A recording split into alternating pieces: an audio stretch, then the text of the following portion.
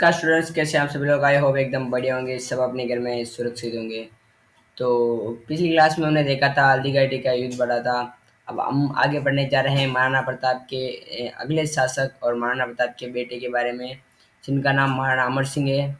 तो चलिए शुरू करते हैं आज की क्लास। अगर आपने पिछली क्लास नहीं देखी तो आप सभी से निवेदन है, आप एक बार पिछली क्लास जरूर देख लीजिएगा, ताकि आपका कॉन्सेप्ट क्लियर हो जाएगा कि पिछली क्लासों में हमने क्या क्या पढ़ा है। तो आज हम पढ़ने जा रहे हैं जो महाराणा प्रताप के सबसे बड़े बेटे हैं और मेवाड़ के जो अगले शासक हैं, वो है अमर सिंह, महाराणा अमर सिंह, जिनका शासनकाल 1597 से लेकर 1620 ईस्वी के मध्य तक रहा था। तो इनके समय क्या क्या हुआ था, जैसे कि दिवेर का युद्ध, जो कि दिवेर का युद्ध हुआ था महाराणा प्रताप के समय में। उसमें अमर सिंह जो थे, इनकी काफ़ी भूमिका रही थी बेसिकली। तो इसी वजह से हम कह सकते हैं कि जो अमर सिंह है, तो उनका जो शासनकाल है एक तरीके से वो जो महाराणा प्रताप के से ही प्रारंभ हो गया था। बेसिकली इनके जो इनके शासनकाल में जो एक महत्वपूर्ण चीज़ हुई महाराणा प्रताप के बाद, वो हुई थी मेवाड़ मुगल संधि। मेवाड़ मुगल संधि से आते हैं कि हल्दी घाटी के युद्ध, कुंभलगढ़ युद्ध और दिवेर के युद्ध के बाद मुगल को भी जो मुगल शासक जो अकबर था, उसको भी समझ आ गया था कि युद्ध के बलबूते पर तो हम मेवाड़ को नहीं जीत पाएंगे। तो उसने क्या किया, संधि करने की सोची। क्या करने की सोची? संधि करने की सोची। तो फिर क्या है कि महाराणा प्रताप का तो देहांत हो गया था 1597 ईस्वी में। और फिर मेवाड़ मुगल संधि, अब कौन जो अगला शासक बना, वो अमर सिंह, उससे वो मेवाड़ मुगल संधि करना चाहता था। लेकिन अमर सिंह भी इसके लिए बहुत हद तक जो सहमत नहीं थे। लेकिन जब अमर सिंह का जो बेटा था कर्ण सिंह, उनके कर्ण सिंह के दबाव में आकर उन्होंने ये संधि कर ली थी।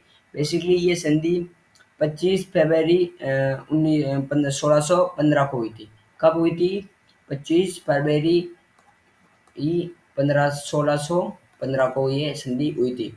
और इस संधि का क्या-क्या जो शर्तें रखी गई थी, वो निम्न प्रकार थी कि मुगल बादशाह जहांगीर तथा मेवाड़ के शासक अमर सिंह के मध्य प्रथम के मध्य हुई थी। ये संधि किन-किन के मध्य हुई थी?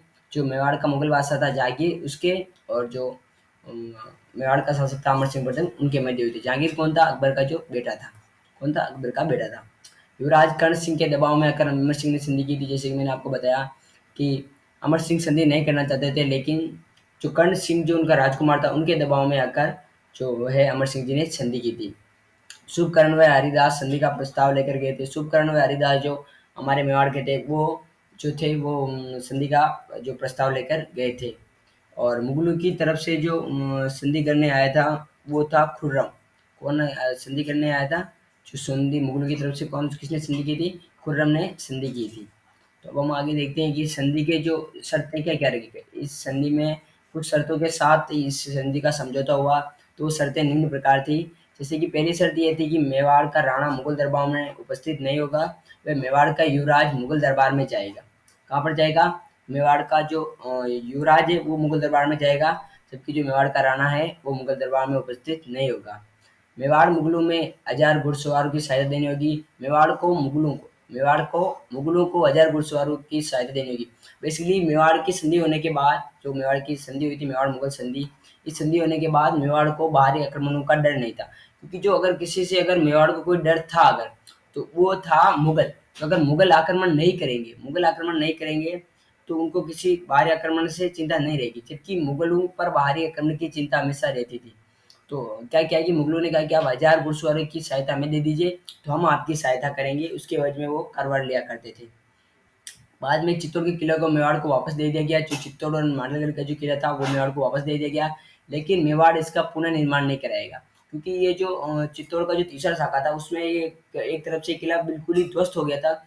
लेकिन ये शर्त रखी गई थी जो अमर सिंह के समय की, जो ये जो चित्तौड़ का किला है, इसका पुनर्निर्माण नहीं कराया जाएगा। क्योंकि अगर चित्तौड़ के किले का पुनर्निर्माण हो जाता, तो हो सकता था कि मेवाड़ जो मुगलों के जो आने वाले शासक थे, उनके लिए मेवाड़ को जीतना असंभव सा साबित हो सकता था।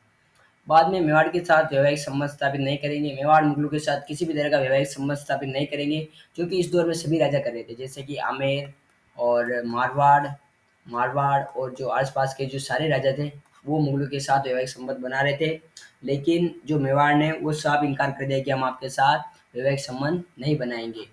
बेसिकली ये नहीं चाहते थे अमर सिंह जी की संधि हो, लेकिन करण सिंह के दबाव में की थी। तो ये कुछ शर्तें उनको माननी पड़ी और कुछ शर्तें इनको माननी पड़ी। अब हम देखते हैं कि संधि का महत्व क्या निकला है। संधि तो हो गई, लेकिन इसका महत्व क्या निकला। तो जो संधि का महत्वपूर्ण जो एक महत्व निकल के जो महत्वपूर्ण जो पहलू निकल के आता है, वो निकल के आता है सांगा में महाराणा प्रताप से चली आ रही जो इनकी स्वतंत्रता की भावना थी, उसका पतन हो गया। क्योंकि जो मेवाड़ था वो हमेशा से स्वतंत्र रहा, या स्वतंत्र नहीं रहा, तो उन्हें स्वतंत्रता के लिए संघर्ष किया। क्या क्या है? स्वतंत्रता के लिए संघर्ष किया है। लेकिन जब ये संधि हो गई, तो एक तरफ से क्या हुआ कि जो इनका मेवाड़ का आत्मसम्मान को ठेस पहुंची थी। जो आत्मसम्मान होता है उसको ठेस पहुंची, क्योंकि इतने वर्षों से जैसे राणा सांगा या राणा हमीर तक ले लेते हम, वहां से जो स्वतंत्रता की भावना थी, उसका एक तरफ से अंत हो गया था, उस भावना का पतन हो गया था। संधि से फिर क्या हुआ कि शांति व्यवस्था स्थापित हुई और कलात्मक और सांस्कृतिक जो गतिविधियां थी उनको बढ़ावा मिला। देखिए, अगर कुछ चीज़ के कुछ गलत प्रभाव होते हैं, तो उस चीज़ के कुछ अच्छे प्रभाव भी होते हैं। हर चीज़ के 2 पहलू होते हैं।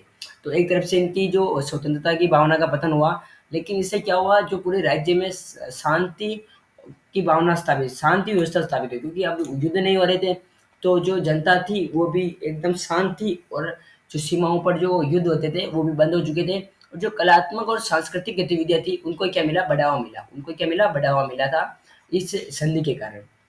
बाद में युवराज कर्ण को मुगल दरबार में 5,000 की मनसबदार बनाया गया। कितने हजार का मनसबदार बनाया गया? बेसिकली मनसबदार क्या होता है कि जो जितना बड़ा राजा होता है या जितना बड़ा उसको सम्मान दिया जाता है, उतनी उसकी मनसबदारी बढ़ाई जाती है। तो युवराज कर्ण को उस समय 5,000 की मनसबदार बनाया गया, 5,000 की मनसबदारी दी गई। अमर सिंह ने संधि से निराश होकर नौचौकी नामक स्थान पर चले गए, और इसी स्थान पर क्या बनाएगी, राजमहल बनेगी। तो बेसिकली अमर सिंह जी इस संधि से खुश नहीं थे, तो वो इस संधि से नाराज हो गए, और अपना राजपाट जो था वो युवराज कर्ण को देकर चले गए, और नौचौकी नामक एक स्थान है जहाँ पर अभी राजसमंद झील बनी हुई है, वहाँ पर चले गए, और वहाँ पर ही उनका देहांत हो गया। अब हम आगे देखते हैं अगले राजा जो कि अमर सिंह जी के पुत्र थे, और जिनका मेवाड़ मुगल संधि में बहुत ही बड़ा योगदान था, या इन्हीं की वजह से ये मेवाड़ मुगल संधि क्या हुआ जो हुई, क्योंकि अमर सिंह जी नहीं चाहते थे कि मेवाड़ मुगल संधि हो, लेकिन युवराज कर्ण सिंह के ही आग्रह पर ये संधि हुई थी। इन्होंने उदयपुर में जगमहल मंदिर जो कि पिछोला झील में इनका निर्माण शुरू करवाया था। उदयपुर में कर्ण विलास व दिलकुश महल का निर्माण करवाया था इन्होंने, जो कि हमारे हाल में उदयपुर में बने। और ये जो कर्णविलास मंदिर और दिलकुश महल मंदिर है, यहाँ पर जब खुर्रम जो अभी कहते हैं औरंगजेब के जो पुत्रों के मध्य जो उसको लेकर, शासन को लेकर विद्रोह होगा, जो कहते हैं कि जो अपने भाई भाई अपने आपस में लड़ेंगे, उनके बीच में संघर्ष होगा। तो उस समय जो खुर्रम था एक, वो खुर्रम जो इसने यहाँ पर इन्हीं महलों में शरण ली थी, दिलकुश महल और कर्णविलास जी इन महलों में शरण ली थी। ये शासक में जो इनका जो क्या था कि इनका गद्दी का जो आपस में युद्ध चल रहा था, उसी के चलते इन्होंने क्या लिया था कि यहाँ पर शरण ली थी। बाकी हम पढ़ते हैं जगत सिंह जी के बारे में। जगत सिंह जी ने जगत महलों का जो निर्माण है, जगत सिंह जी ने जगत महलों का निर्माण को पूरा करवाया। जगदीश मंदिर का निर्माण करवाया इन्होंने। और जो जगदीश मंदिर है, ये सपनों में बना मंदिर भी इसे कहते हैं, क्योंकि एक दिन पहले इस मंदिर के बारे में कहा कि ये मंदिर बनेगा, और कुछ ही दिनों में ये मंदिर बनकर रेडी हो गया। इसीलिए इसे सपनों का मंदिर भी कहा जाता है। क्या कहा जाता है? सपनों का मंदिर भी इस मंदिर को कहा जाता है। अब इसके पास ही जगन्नाथ प्रशस्ति लिखी हुई है इसी मंदिर में, तो उस प्रशस्ति के जो लेखक है उनका नाम है कृष्ण भट्ट। जगन्नाथ प्रशस्ति के जो लेखक है वो कौन है? कृष्ण भट्ट है। और इन्होंने उदयपुर में नौजूबाई का मंदिर है, उसका निर्माण कराया। नौजूबाई कौन थी? बेसिकली इनकी दाई माँ थी। कौन थी? नौजूबाई कौन थी? इनकी दाई माँ थी। दाई माँ। दाई माँ कौन होती है? जो इनका पालन पोषण करती है वो। जगत सिंह दानवीरता के लिए प्रसिद्ध है। जगत सिंह किसके लिए प्रसिद्ध है? जगत सिंह दानवीरता के लिए प्रसिद्ध थे। आगे हम देखते हैं जो राजा आते हैं। अब देखिए, जैसे कि महाराणा प्रताप के बाद, या जो हमारे अमर सिंह जी थे, वो थोड़े बहुत उनके बाद जो अगर कोई और जो दमदार शासक निकल के आता है मेवाड़ में, तो वो कौन निकल के आते हैं? राज सिंह जी। इनका शासनकाल 1652 से लेकर 1680 के मध्य रहा था। इन्होंने क्या किया, जैसे ये राजा बने तो इन्होंने चित्तौड़ पर पुनः निर्माण शुरू करवा दिया, और शाहजहाँ के खिलाफ आक्रमण की नीति अपनाई। बेसिकली जैसे ये शासक बने, बनते ही इन्होंने जो मुगल जो सत्ता थी उसका क्या है, चुनौती दे दी, खुली चुनौती दे दी। और जो चित्तौड़ का जो इन्होंने क्या किया, पुनः निर्माण करना शुरू कर दिया था। इसकी वजह से शाहजहाँ इनसे नाराज हो गए थे, और उनके खिलाफ इन्होंने आक्रमण की नीति अपनाई थी। मुगल मुगल उत्तराधिकार संघर्ष में उन्होंने औरंगजेब का समर्थन किया था। किसका समर्थन किया था? औरंगजेब का समर्थन किया था। इस समय कई मुगल क्षेत्र इन्होंने जीत लिए थे। बेसिकली क्या हुआ कि जो मुगलों के बीच में क्या चला था, उत्तराधिकारी संघर्ष चल रहा था कि वो तो चाहता था कि मैं राजा बनूँ, वो चाहता था कि मैं राजा बनूँ। इस बीच इसका फ़ायदा किसने उठाया? राज सिंह ने उठाया और मुगल क्षेत्र जो मुगलों के कई क्षेत्र थे, उनको किसके अधीन कर लिया? मेवाड़ के अधीन कर लिया था। औरंगज़ेब के जजिया कर का विरोध किया। बेसिकली ये थे तो औरंगज़ेब के समर्थन में, कहाँ पर? मुगल उत्तराधिकारी संघर्ष में। लेकिन जब औरंगज़ेब शासक बन गया तो वो बहुत ही कट्टरपंथी शासक बना। क्या बना? बहुत ही कट्टरपंथी शासक बना था। तो इसके लिए जो उसने जजिया कर जो था वो वापस लागू कर दिया था हिंदुओं पर। तो महाराणा राज सिंह जो थे इन्होंने औरंगज़ेब के जजिया कर का क्या किया था? विरोध किया था। बाद में इन्होंने हिंदू देवी-देवताओं की मूर्तियों की रक्षा की थी। किससे रक्षा की थी? औरंगज़ेब से। क्योंकि औरंगज़ेब ने इस समय एक अभियान चलाया था, मूर्ति तोड़ो या मंदिर तोड़ो अभियान के नाम से अभियान चलाया था, जिसमें ये हिंदुओं के जितने भी मंदिर थे और देवी-देवताओं की मूर्तियाँ थी, उनको क्या करते थे? ध्वस्त कर रहे थे। तो उनसे उनकी रक्षा किन्होंने की थी? महाराणा जो राज सिंह जी थे, उन्होंने इसकी रक्षा की थी। जोधपुर के अजीत सिंह को औरंगज़ेब का बेसिकली जोधपुर के जो अजीत सिंह थे, उनका साथ दिया, औरंगज़ेब के खिलाफ दिया, औरंगज़ेब के खिलाफ। क्योंकि वो इसे वो इनका मारना चाहते थे, वध करना चाहते थे अजीत सिंह जी को, लेकिन उनको शरण देकर इनके खिलाफ क्या दिया? अजीत सिंह जी को शरण दी, जो कि जोधपुर के थे। और इसी समय यहाँ पर कौन आए थे? दुर्गादास राठौड़ आए थे। कहाँ पर आए थे? मेवाड़ में आए थे। तो जैसे राणा सांगा के बाद अगर राठौड़ और सिसोदिया में जो कभी गठबंधन हुआ, तो इसी समय हुआ था। तो इसे हम फिर से क्या कहते हैं? राठौड़ सिसोदिया गठबंधन कहते हैं, जो जोधपुर के अजीत सिंह और मेवाड़ के महाराणा राज सिंह के मध्य हुआ था। इसे हम राठौड़ सिसोदिया गठबंधन भी कहते हैं। आगे हम बात कर लेते हैं आड़ी रानी सहलकौर। बेसिकली क्या हुआ? ये आड़ी रानी सहलकौर को पढ़ने से पहले आपको बात बता दूँ, इसमें औरंगज़ेब जो थी हिंदू हिंदू राजकुमारियाँ थी, उनसे क्या कर रहा था? ज़बरदस्ती विवाह कर रहा था। हिंदू राजकुमारी से ज़बरदस्ती विवाह कर रहा था। हिंदू राजकुमारी से ज़बरदस्ती विवाह कर रहा था, तो रूपनगढ़ की एक राजकुमारी थी चारुमती। रूपनगढ़ रूपनगढ़ जो कहाँ पर पड़ता है? किशनगढ़ में पड़ता है। वहाँ की राजकुमारी थी चारुमती। तो उसको क्या हुआ कि उसे ज़बरदस्ती उसने विवाह के लिए उसे न्योता भेजा और कहा कि मैं इस राजकुमारी से विवाह करूँगा। लेकिन जो चारुमती थी, तो चारुमती ने क्या संदेशा भेजा? राज सिंह जी के पास। किसके पास भेजा? राणा सिंह जी के पास। कि उस समय के ये बहुत ही मतलब उभरे हुए शासक थे। बेसिकली ये है कि क्या है कि उन्होंने कहते हैं अभी जैसे कि हमारे गवर्नमेंट एग्ज़ाम में कोई अगर बड़ी चीज़ की किसी चीज़ की तैयारी कराए जैसे आरएस, आईपीएस लेवल की, तो वैसे थे राज सिंह जी। तो क्या हुआ कि चारुमती ने राज सिंह जी को संदेश भेजा कि मैं औरंगज़ेब से विवाह नहीं करूँगी, बल्कि मैं आपसे क्या करूँगी? विवाह करूँगी। तो फिर राज सिंह जी ने इसके लिए हाँ कर ली और औरंगज़ेब को संदेशा भिजवाया कि मैं किससे शादी करूँगा? चारुमती से शादी करूँगा। लेकिन औरंगज़ेब इस बात के लिए गुस्सा हो गया और उसने कहा कि ना तो तुम इससे शादी करोगे, ना मैं करूँगा, बल्कि इसके लिए क्या होगा? युद्ध होगा। क्या होगा? राजकुमारी चारुमती के लिए युद्ध होगा। और युद्ध कहाँ पर होगा? युद्ध होगा बेसिकली अजमेर में। कहाँ पर होगा? अजमेर में। तो इस तरफ से राज सिंह जी भी रेडी हो गए और उस तरफ से जो हमारा क्या कहते हैं कि औरंगज़ेब भी था, वो भी रेडी हो गया था। लेकिन बात यहाँ पर ये आई कि अब जो राज सिंह जी तो वो तो विवाह करने जाएँगे, लेकिन अब लड़ेगा कौन? तो क्या हुआ कि मैंने आपको पिछली क्लासों में बताया है, जो अगर मेवाड़ की सेना में अगर पहले कोई लड़ने जाता था आगे अरावल दस्ते में, तो वो जाते थे सलोमन के सामंत और उस समय सलोमन के सामंत थे रतन सिंह जी चुंडावत। तो हाल ही में क्या हुआ कि 1 दिन पहले इनकी शादी हुई थी, किससे हुई थी? आड़ी रानी जो सहल कंवर थी, उनसे इनकी शादी हुई थी और राज सिंह जी का संदेश आते ही कि भई आपको कल युद्ध में जाना है। किसमें जाना है? कल युद्ध में जाना है। तो इन्होंने पहले तो मना कर दिया कि नहीं जाऊँगा मैं तो मेरी तो आज ही शादी होगी।